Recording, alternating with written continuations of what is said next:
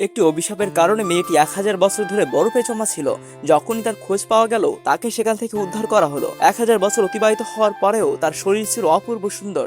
এরপর তাকে নিলামে তোলা হলো, কারণ সবার ধারণা ছিল তার শরীরে রক্ত দিয়ে অনেক বড় বড় রোগ নিরাময় করা সম্ভব। এই কথা শোনার পর উপস্থিত সবাই তাকে কেনার জন্য মরিয়া হয়ে উঠলো। একজন ধনকুবের তাকে সেখান থেকে বের করে নিতে চাইলো, কিন্তু আইস বিউটিকে স্পর্শ করার চেষ্টা করতেই সে বৈদ্যুতিক শককে ছিটকে পড়লো। পরিশেষে এক সিইও তাকে কিনে নিল। বরফের আধারে থাকা মেয়েটিকে দেখে সিইও তাকে স্পর্শ করার ইচ্ছা দমন করতে পারলো না। যখনই সিইও বক্সের ভিতরে হাত রাখলো, তখনই ধারালো কাছে তার হাত কেটে গেল।